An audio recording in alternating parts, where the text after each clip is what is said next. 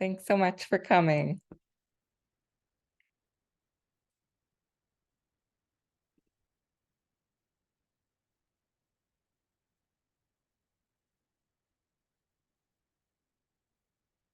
Just going to give people a couple more minutes because the Zoom link technical difficulties I was having.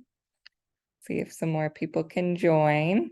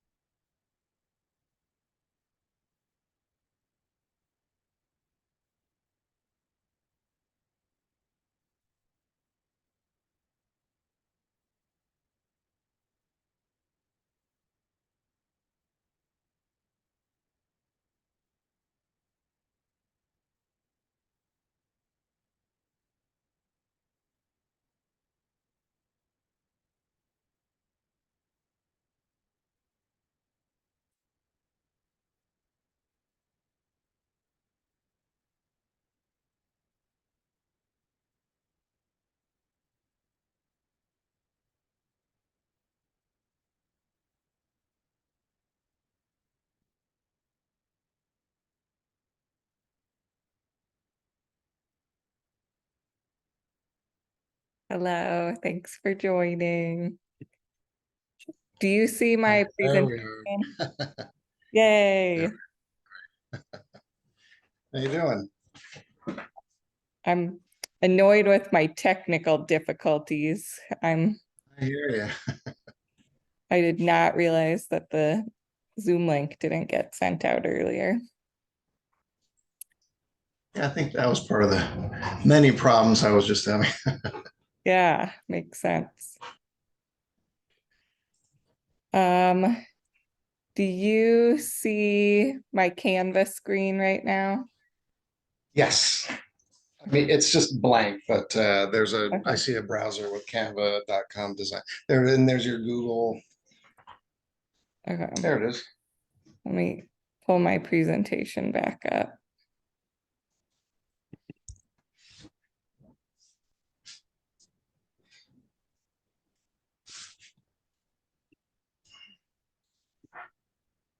Okay.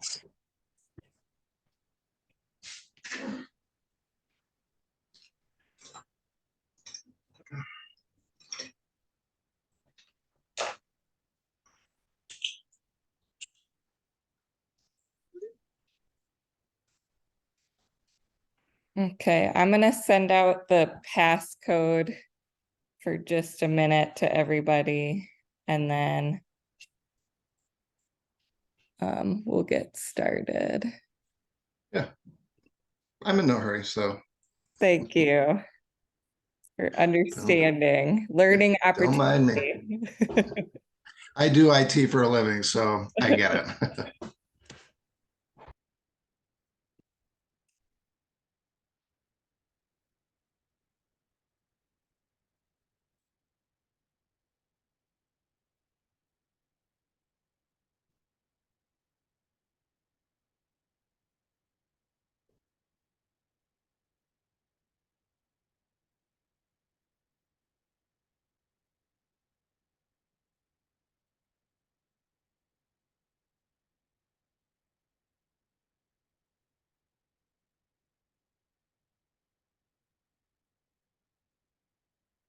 Okay.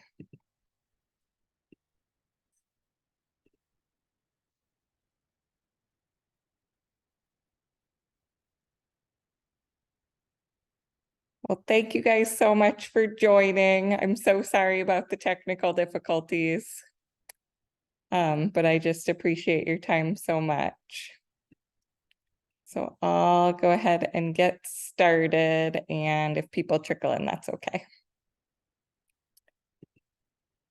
All right, so for our agenda for today, I have several just parts of the journey for the TEDx talk that I wanted to share about. And I just wanted to invite everybody to type questions into the chat, or I'll have a Q&A at the end if you want to unmute. And I'd love to see your face. But if you don't want to show it, we are recording for audio and video clips, or you can let me know if you want your audio cut out, and I'm happy to do that. So getting started on the TEDx journey, I was in a career transition last year and spent a lot of years in education and was an educational leader and coach and decided to become an entrepreneur. And so in November of that year, I decided that I wanted to share my idea that was really transformational learning for me. And so I thought my mentor is Brene Brown. She did an awesome TEDx talk on the power of vulnerability. And so I'm going to just go big and start off with a bang. And so I decided to do the TEDx also because it's international and just a well-known nonprofit. And there's 23.3 million YouTube subscribers. So it's just a huge platform to be able to share an idea. And it's reached over 1 billion views of the videos, 1.5 million views a day and 17 views a second. So it's just a really exciting opportunity to really get the idea out there.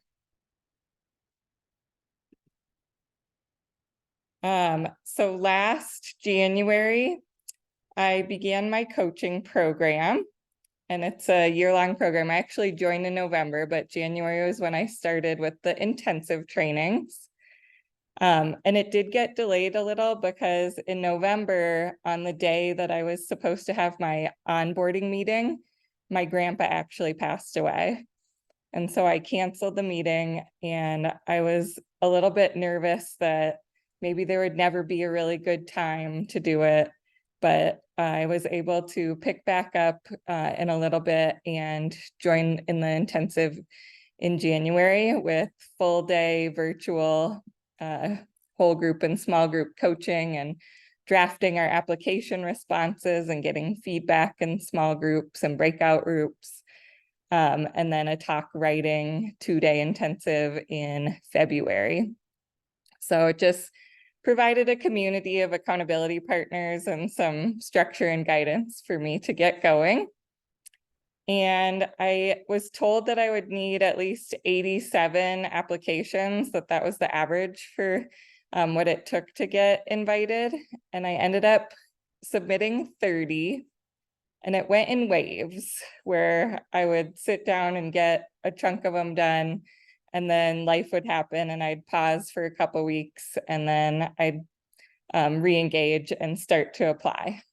But they talked about just apply to everything, and there's so many TEDx events worldwide. So it was about just getting lots of applications out, and getting rejected didn't mean that your idea wasn't good. It just wasn't the right fit for that organizer, because the TEDx events are independently organized and they're looking for a certain variety to have a balanced event.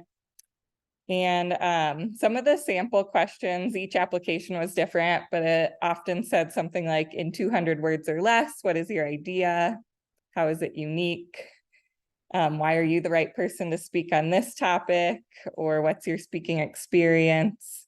And then often TEDx talks have a call to action to really engage the audience in a next step and do something with the idea. So with those even 30 applications, there was lots of rejection letters or just crickets where you didn't hear anything, just because they would get so many applications, they wouldn't necessarily follow up with everybody. But I ended up getting an interview in July, and there was like over 600 applications before they just closed down the Google form, and they did a screening process with a rubric to pick 125 people to interview. And then I was invited for one of the 20 spots after my interview. And the crazy thing was, a week later, I got invited to Tedx Cherry Creek Women, which is in November, and it's actually like 30 minutes from my house, but I had to decline that one because I had already made the commitment for Tedx Woodinville and signed the contract. And then I did get invited to Tedx Mount Rubidoux in California, but it wasn't the right fit, and so I declined that. That one was in probably April, and the time commitment was giving up 4 hours every Saturday or every other Saturday till the event. And it was just really too much for me to give up a half of a weekend away from my family. So that one wasn't right for me. So when I got the invitation, the commitment that I was asked to make, which is different for each TEDx because all of the organizers are different, but to attend 2 master classes that are 2 hours long. And we learned about the talk writing format that would be expected for our event. And then our next one is coming up in about a week for the memorization process and tips. And then, oops, I spelled deadlines wrong. The deadlines were along the way, and I'm in the final draft at this point of my talk. So every couple of weeks we had another deadline where we would submit a Google Doc to get feedback, going with the format and having just the key components with a really tight talk to the point is what she is looking for as an organizer. And then I have a lot of practice. We have weekly office hours and talk practice meetings for 1 hour. And then we also create pods where the group of 20 divides up. And so I have 2 people that I meet with and then another person that I meet with, and we practice with each other and give each other feedback on the delivery. And then when we do it as a group, we get feedback from our organizer on the content and delivery. So it's lots of practicing. And then part of the support we've been getting from our TEDx organizer is to connect and network and support each other. And so it's a team of volunteers because it's a nonprofit, but there's a social media manager and a budget manager and a communications manager. And so we have social media content that we're sent to be able to put out, and videos, and we share each other's and tag each other and like the different posts to build community and momentum and excitement around the event and support each other to build an audience for our talks.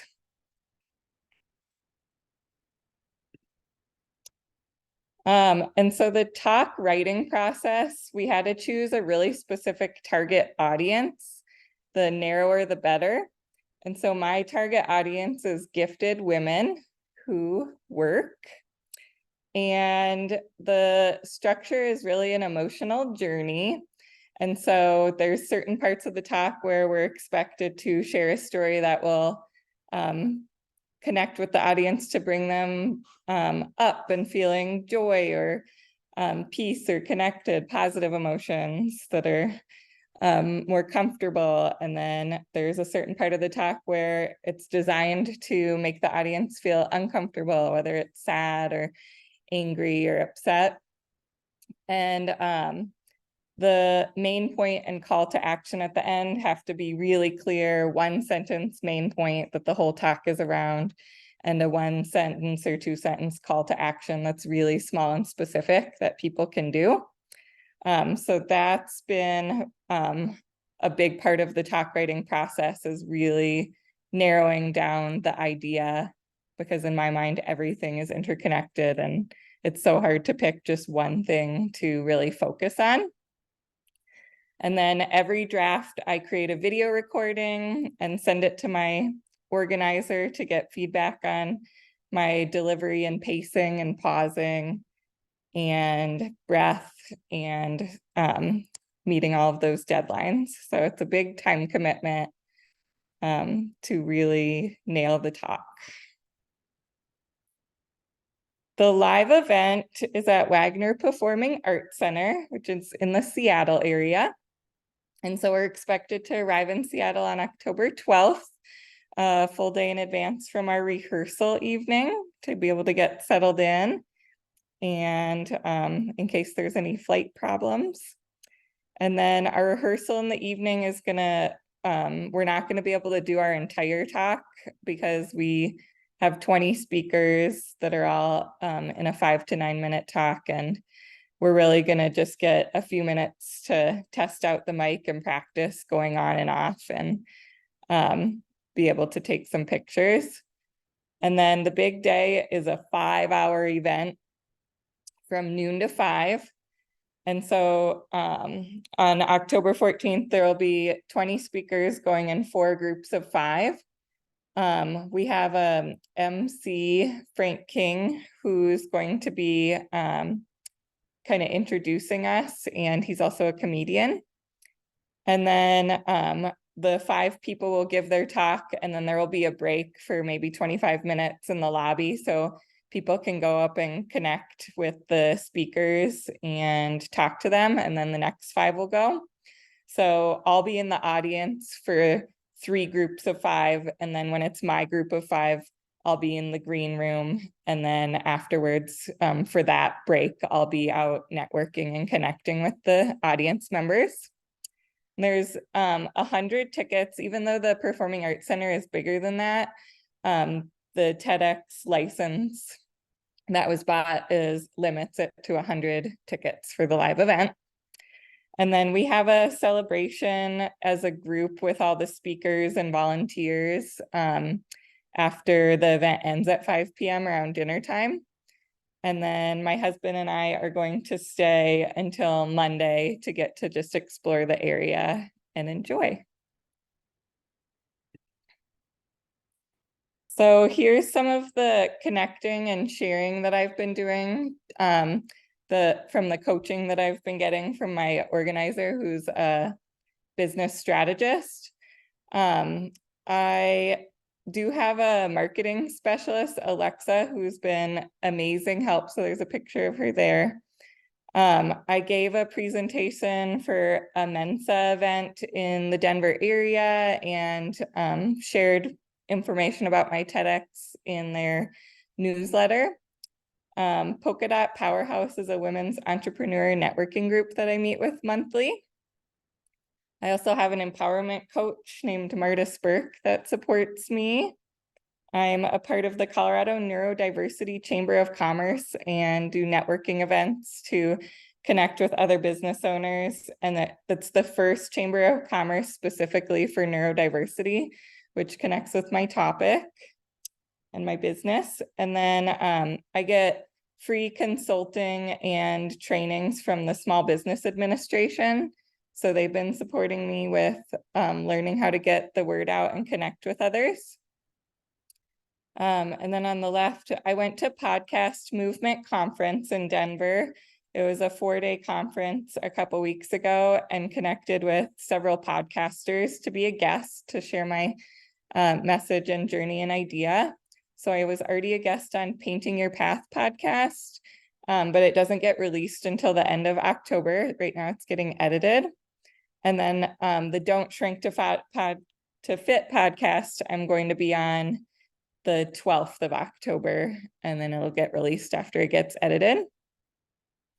I'm also part of a Fam Jam dance community, and the story of me dancing is part of my talk.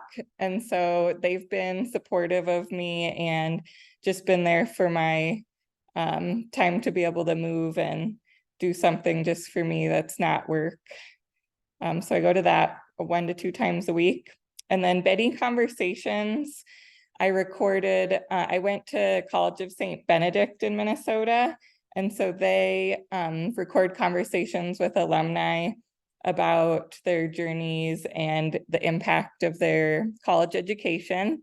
And so clips from that will also be released on their website coming up in the next few months.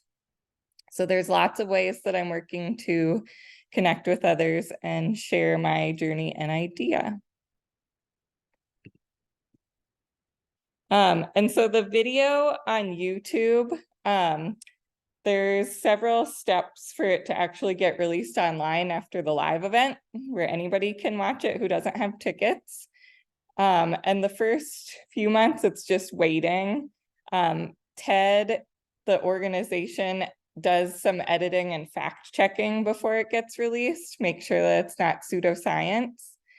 And so often it can take 2 to 4, even 6 months after the live event to get released onto the TED platform and YouTube.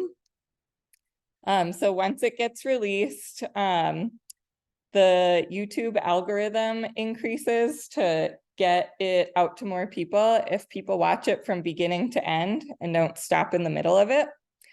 So I'll be asking people to watch the video in its entirety once it comes out.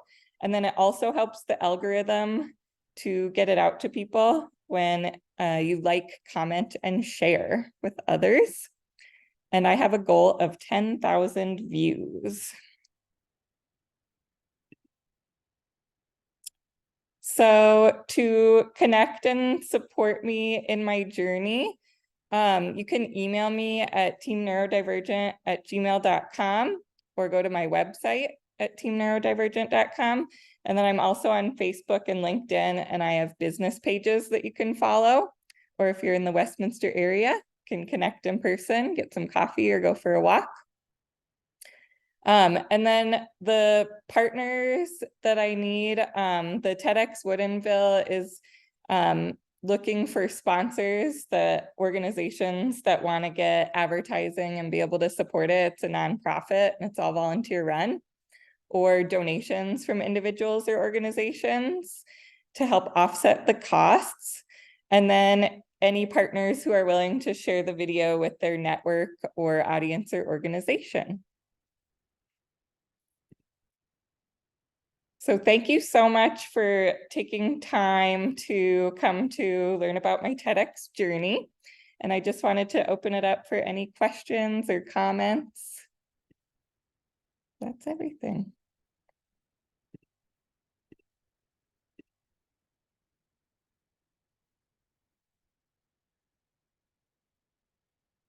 Well, I really appreciate everybody's time. I know your schedules are also busy, so thank you for your support and the gift of time. And stay after if you want to chat or ask any questions. I'll stay on for a few more minutes.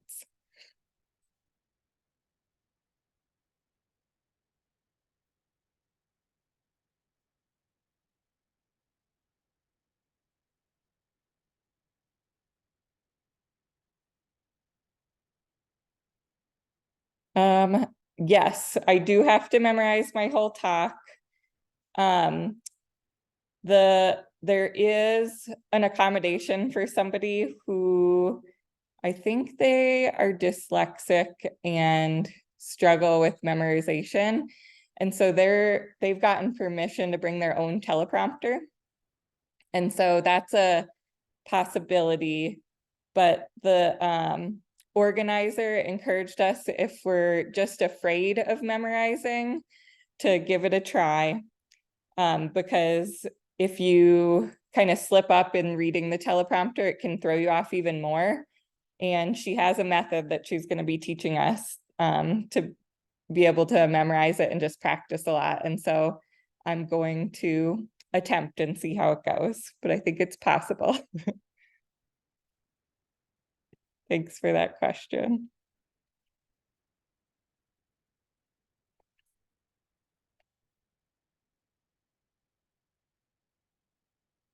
Absolutely. Thank you so much for coming.